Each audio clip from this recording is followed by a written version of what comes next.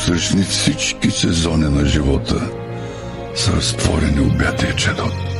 Дали ще се бориш да сбъднеш най-голямата си мечта, или да се справиш с настоящето, или да преодолееш миналото и загубата на близки хора, ще стигнеш до точка на пречупване, когато не ти остава надежда, когато времето спира и искаш да се откажеш.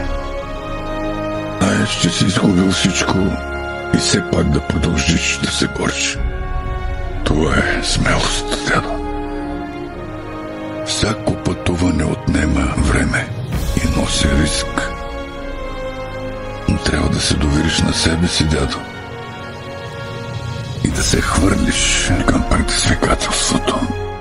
Ала животът понякога се преобръща за едно мигване на окото.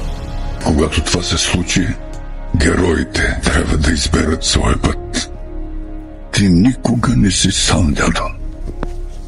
Всички уния герои, минали, настоящи и бъдещи, те винаги ще са с теб, да ти помагат, да те водят напред, както тях са ги водили.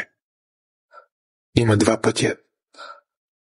Кой ще избереш?